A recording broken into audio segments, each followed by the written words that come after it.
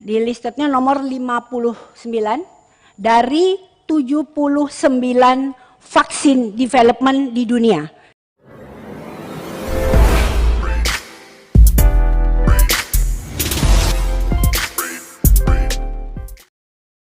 Kita juga sudah melaksanakan vaksinasi, tetap saja tidak terlepas kita melanjutkan bagaimana Indonesia berusaha untuk juga bisa membuat vaksin sebagai produk anak bangsa. Dan rapat hari ini sungguh sangat penting karena Komisi 9 DPR RI berkomitmen sejak awal mendukung penuh pengembangan vaksin. Vaksin-vaksin karya anak bangsa.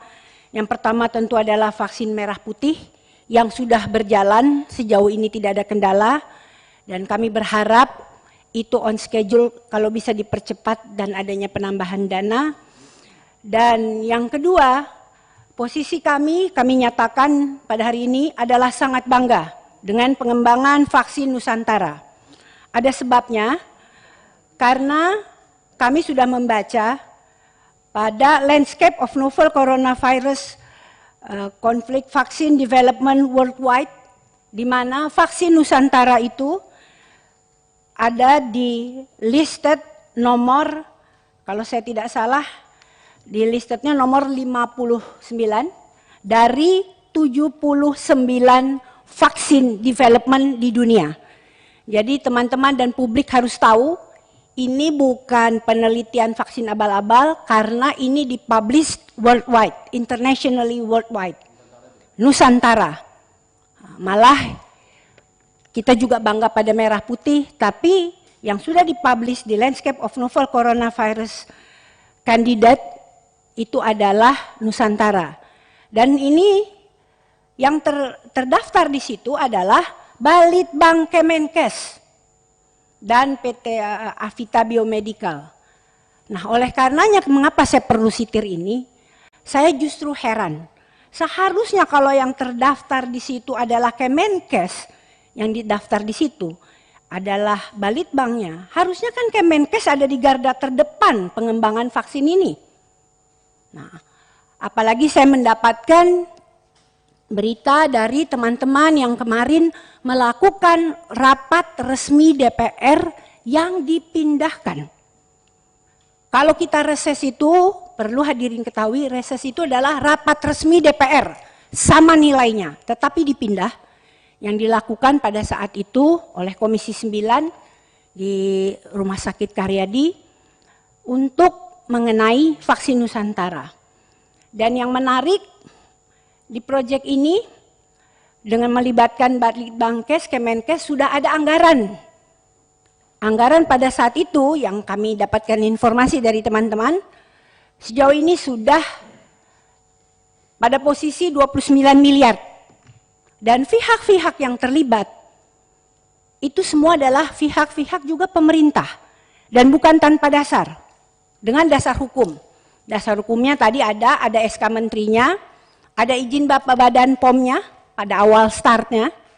Saya bukan bilang izin emergency use itu bukan. Tapi pada awal penelitian ada izin POM, ada SK menterinya, kemudian ada komisi etik dan sebagaimana lazimnya perizinan itu ada semua. Penelitian itu lazimnya harus ada penelitian. Nah, jadi berbekal itu semua anggaran sudah mengucur, tapi yang saya heran, setelah hari ini saya mendengar paparan dari seluruh pemangku kepentingan yang hadir, membuat saya tertarik mengelaborasi vaksin Nusantara. Ya, karena apa? Dalam paparan di 3 kementerian, ya artinya 3 badan pemerintah, baik Badan POM, kemudian Menristek, dan Kemenkes, kalau tadi tidak dipersoalkan, seakan-akan kok menghindar. Padahal menghilangkan, kalau tidak diminta tidak ada, udah jelas agendanya adalah vaksin Nusantara. Tapi yang dipaparkan vaksin merah putih itu juga penting, tapi kan itu nggak ada masalah. Justru aneh sekali, walaupun akhirnya dibahas tapi terkesan sambil lewat. Padahal banyak masalah. Bukankah kita rapat hari ini untuk pemecahan masalah? Bukan mau mengada-ada masalah. Itulah tugas kemitraan kita. Kalau memang ada masalah, Mari sama-sama kita pecahkan bersama, kita cari jalan keluar. Kalau tidak ada anggarannya, kita anggarkan. Kalau ada yang kurang benar, kita perbaiki. Jangan, apalagi kalau saya tidak salah, Pak Presiden Joko Widodo mengatakan kita harus cinta produksi dalam negeri. Ini jangan kebalik-balik. Produksi dalam negeri yang mana? Ya tentu termasuk vaksin. Jangan kita pintarnya cuma membeli. Vaksin dari luar negeri itu butuh distribusi yang cukup rumit. Logistiknya aja tuh baru mau gudangnya dan sebagainya itu biayanya, rantai logistiknya tuh panjang. Ini kalau bisa yang murah kenapa malah mau yang mahal? Artinya kalau untuk sekarang kita setuju yang luar negeri cepat jadi untuk mendongkrak ekonomi kita, Indonesia sehat, ekonomi bangkit itu kita perlu. Tetapi kita juga harus mempercepat vaksin merah putih dan Nusantara ini. Nah ini kok kesannya kalau bisa dipersulit, mengapa enggak? Nah ini ada apa? Ya, karenanya baik itu pertama kepada Kementerian Kesehatan. Di dalam laman landscape daripada WHO yang itu dipublish secara internasional sudah jelas di nomor 59 atau 51 itu kan terdaftarnya Balitbank Kemenkes. Dana pun sudah dikeluarkan. Pergantian menteri bukan berarti kemudian yang lalu ada yang lalu, yang sekarang ada yang sekarang. Ya nggak begitu cara kerja negara kita. Komisi 9 pimpinan juga berganti, nggak berarti program yang lalu kemudian jadi nggak jalan. Ini kan negara tetap berjalan. Nah jadi artinya saya ingin tahu. Yang pertama, bagaimana positioning daripada Kementerian Kesehatan terhadap kelanjutan proyek vaksin Nusantara ini. Karena apa? Kementerian Kesehatan harus mempertanggungjawabkan anggaran dalam arti kami minta ada tambahan anggaran di DIPA Balitbank untuk vaksin Nusantara ini. Karena jelas ini kan hampir sama lah mungkin ya kalau kami awam, ini kan untuk penyakit komorbid.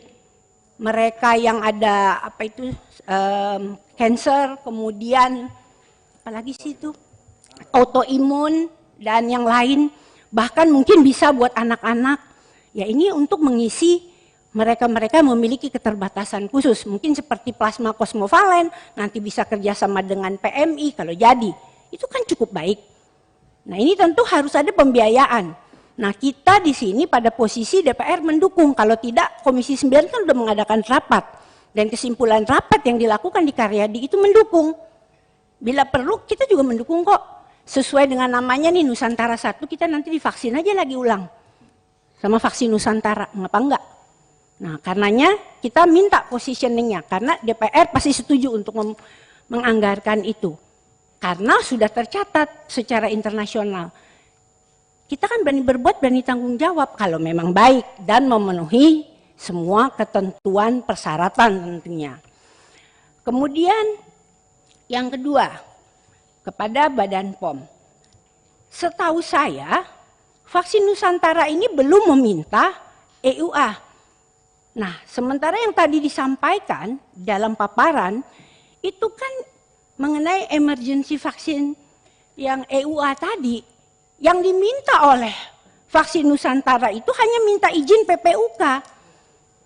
Kalau mintanya PPUK, dipaparkannya persyaratan EUA, ya kejauhan, ya terang belum memenuhi lah. Ini minta pisang, disampaikan syaratnya buat duren yang nggak cocok.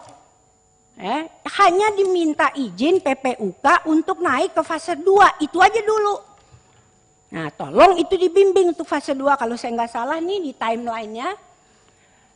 Rekrutmen peserta November 2020 mulai screening, kemudian peneliti sudah memberikan respon 4 kali atas temuan inspeksi Badan POM.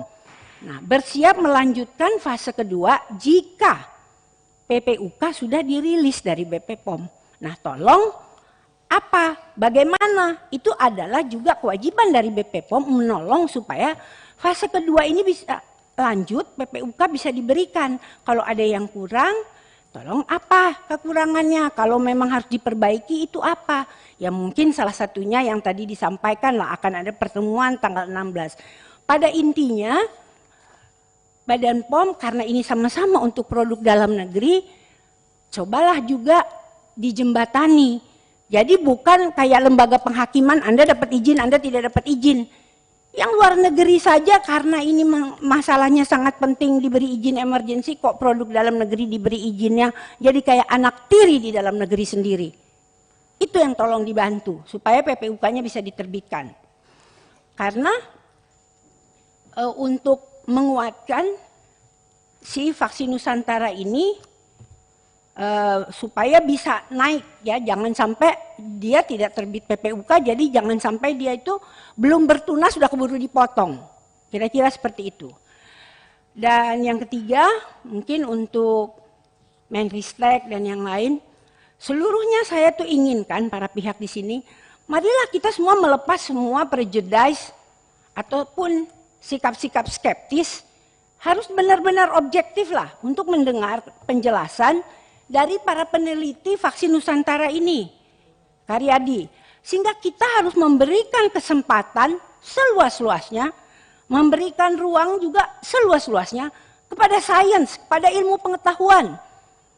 Kalau bangsa yang besar itu yang menghargai ilmu pengetahuan. Ya, kalau di sini mungkin Undip, ya, mungkin ini Undip karena kalau yang lain mungkin sudah berkembang besar, UI sudah besar. Kemudian Gajah Mada juga sudah, Brawijaya dan sebagainya. Bukalah ruang sebesar-besarnya. Walaupun saya juga lulusan UI, tapi saya ingin juga Undip ini juga bisa menjadi besar. Jadi kita ada kesetaraan, ada di seluruh Indonesia universitasnya tuh berkembang semuanya. Jadi untuk kepentingan sains, marilah kita tunjang bersama. Jadi ada juga keberlanjutan, jangan kita jadikan kebiasaan karena ini saya melihat seakan-akan apakah ini media ataukah apa, ini seolah-olah hanya vaksinnya Dr. Terawan, padahal bukan. Jangan kita bermain dengan kata-kata, ini adalah ilmu pengetahuan milik anak bangsa semua, bukan pribadi. Nah itu yang saya harap dengan ini karena kita nanti juga bisa menganggarkan di dalam Balitbang. Jangan sampai kemudian, oh ini karena program menteri lama, menteri baru jadi lain. Enggak ada itu, apalagi ini ilmu pengetahuan. Nah ini yang saya harap seperti itu. Dan rapat pada hari ini, saya harap bisa menghasilkan satu keputusan, apalagi ini menyangkut produk anak bangsa. Mungkin itu saja dari saya. Terima kasih. Wassalamualaikum warahmatullahi wabarakatuh. Waalaikumsalam warahmatullahi wabarakatuh.